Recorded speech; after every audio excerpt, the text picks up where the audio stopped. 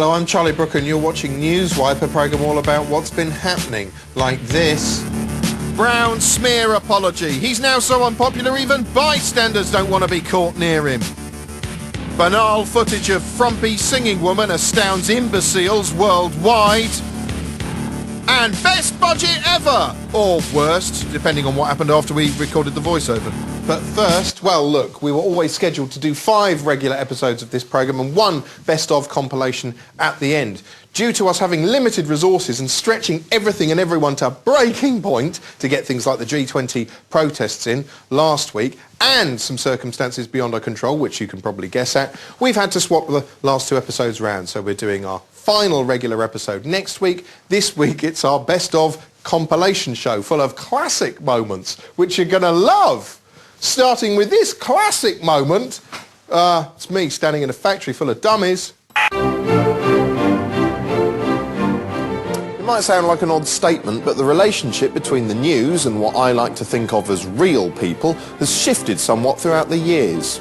Over to the newsroom. Not so long ago, the news basically consisted of a bloke at a desk telling you, the viewer, what had happened that day, with the help of some reporters, some cheap graphics, and an irritating weatherman. Real people, i.e. us common or garden shoe-wearing schlubs, didn't get much of a look in, except, of course, if we'd witnessed something important. She told me what happened after the first explosion.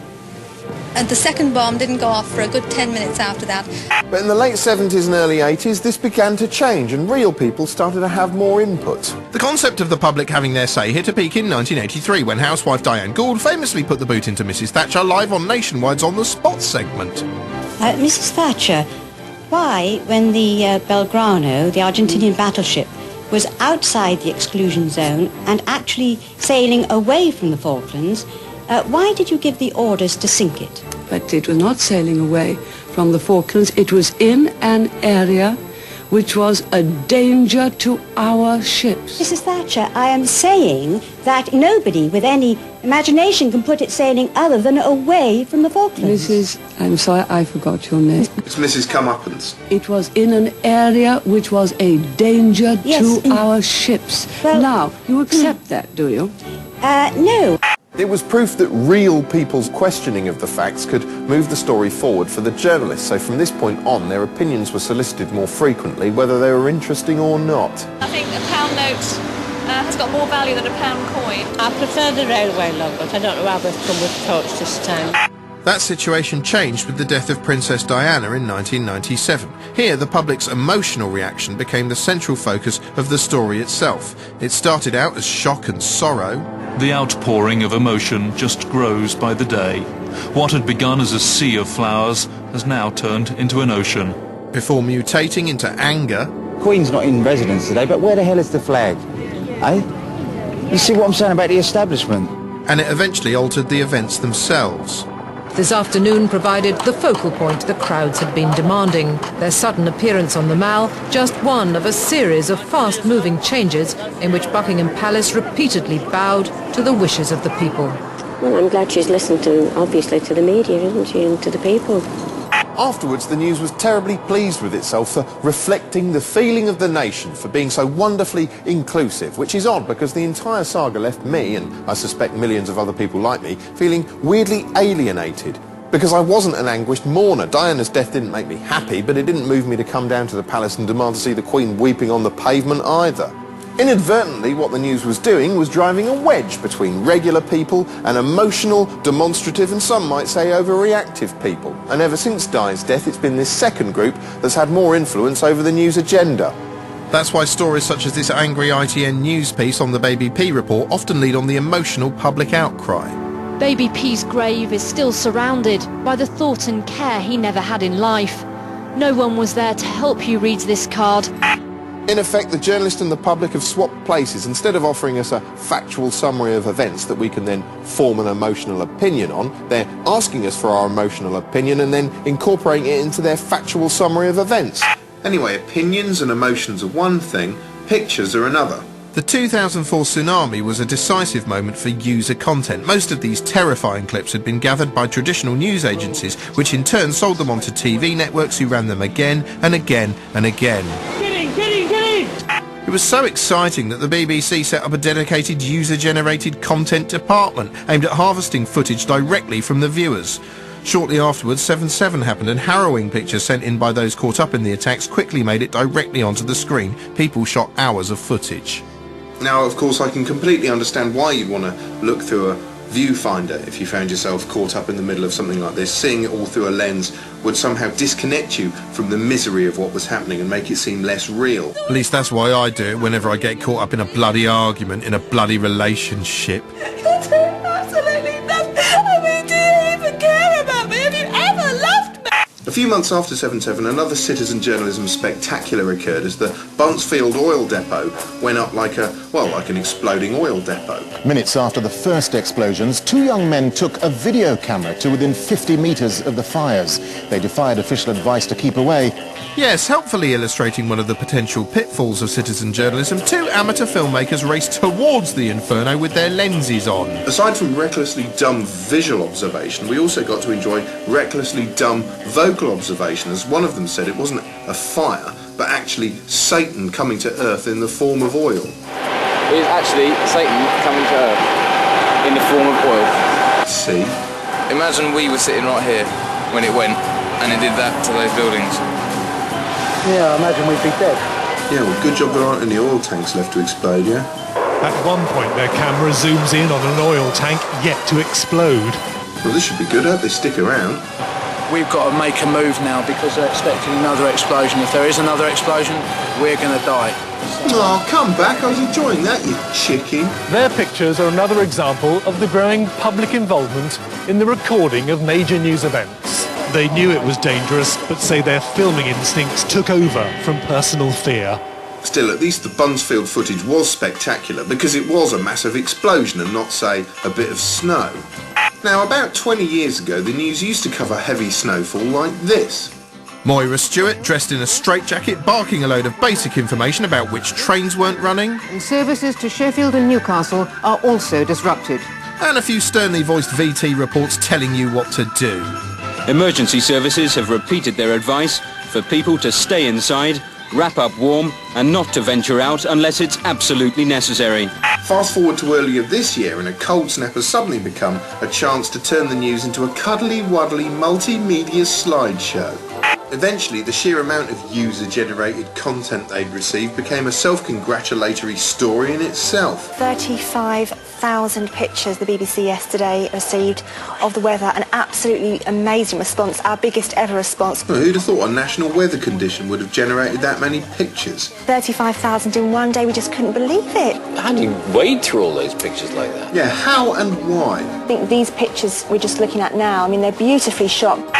Still, it was fun to hear Bill Turnbull getting a bit Alan Partridge about some of the more jackassy clips. Look at that, look at that. That is dangerous. That really I would not recommend at all. It's probably illegal and it's not something to do. I don't know, maybe I'm mean-spirited, but when I see all these zany photos sent in by zany members of the public, I just want to run out into the street and start kicking people in the neck. Your snowman pictures, don't send them into the news. You know why? Because they're not news, they're fucking snowman pictures. If the snowman's learned to talk or he's hanging Saddam Hussein, that's news. This is what news looks like, and this is what a snowman looks like. Can you see the difference? And you know what? Paxman agrees with me. In the meantime, it's all available again on the website along with our editor's pathetic pleas for you to send some of us your old bits of home movie and the like, so we can become the BBC's version of Animals Do the Funniest Things. Good night. Ah, that's them told, yeah. Ha! Now, in our third week, we took a look at American news commentators who were mad people, basically, like this. The fair and balanced opinion slingers of dystopian future sci-fi satirical shouty porn sledgehammer channel Fox News are the craziest people you ever did see.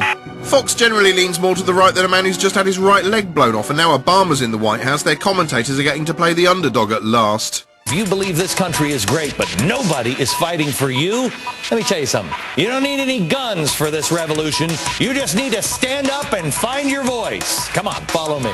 Well, it's a curious kind of underdoggery where they complain about liberal bias in the media one moment and then brag about their cable dominance the next. Now, to a dumb foreigner like me, all the Fox anchors look like characters in some 80s frat house comedy. Oh, wait, dear. For instance, Sean Hannity here would be cast as the uptight jock bully. Witness his cold ink-dot eyes, which could have been surgically transplanted from a particularly characterless dormouse, and his whiny, peevish demeanour. We can't say enemy combatant. We can't say terrorist. We'll get to those things in a second. Now we're not going to use the term illegal immigrant? The disapproving high school principal would have to be Bill O'Reilly, moralising about permissive society one minute. The Woodstock generation thought it was cool to get stoned. And chortling about lady bumps the next. Their pitch is beach-friendly, if you know what I mean, and we believe they are patriots. When there's no tits to dribble over, Bill kills time by boasting about his ratings. Judging from our enormous ratings, I think we've been successful in doing that. Or plugging his myriad books. I do want to thank you all for keeping Bold fresh on the bestseller list for more than 6 months. Or simply sitting there pulling a face like a tortoise that's learned to enjoy the stink of its own farts. But his primary characteristic is anger. Bill gets wound up by virtually anything to the left of Mussolini, hectoring and yowling like a wolf that's got his nuts caught on a coat hanger. See, I'm more angry about it than you are. So what about George Bush? What about George Bush? You had nothing to do with it. Still, if you think Bill O'Reilly's outrageous, you haven't seen anything yet. This is recent Fox signing Glenn Beck, who at first glance looks like a welcoming, happy kind of chap. He effectively presents his commentary show in the style of a wacky neighbour from a bad sitcom. Although, actually, rather than a sitcom, this is more like an out-and-out variety show, replete with zany chuckles. You think that ain't gonna happen? Table-thumping conservative rhetoric. I think this makes a good case to shoot people on the battlefield. Well, you got these guys. We can't keep them in prison because they're not technically terrorists, but they were in terrorist training camps. Were they fighting against us? Well, they were in a terrorist training camp. Yeah, I mean, we go in, you shoot them then. And toe-tapping patriotic country music. When I see people on my TV taking shots at Uncle Sam, I hope they always remember why they can. Because we'd all be speaking German or living under the flag of Japan if it wasn't for the good Lord and the man. Anyway, so far you're probably thinking, okay, it's extremely right-wing, but it's fairly sane. Yes, because Beck isn't just a face of news, he's a bona fide social crusader who started his own post-apocalyptic sounding 9/12 project aimed at bringing the nation together in a spirit of unity and hope and something and stuff. This is the 9/12 Project. Are you ready to be that person that you were that day after 9/11 on 9/12? I told you for weeks, you're not alone. Now, I don't know if you've seen the superb and prophetic movie Network, in which Peter Finch played a news anchor who loses his mind and becomes a ranting, raving, rating smash after sinister bosses leave him on air. I'm as mad as hell, and I'm not going to take this anymore! This is basically like that, but crazier, and starring Paul Giamatti in a blonde wig. The real power to change America's course still resides with you. You are the secret. You're the answer. I'm sorry. I just love my country, and I fear for it.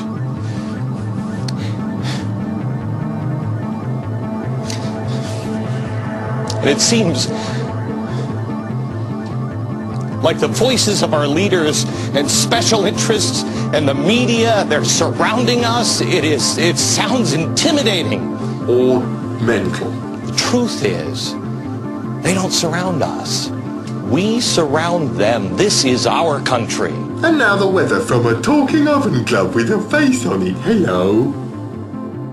Yeah, Glenn Beck might cry on air, but does he appear in a neck brace laughing nihilistically at all the torment in the world like this? Ha ha ha ha ha ha ha! No.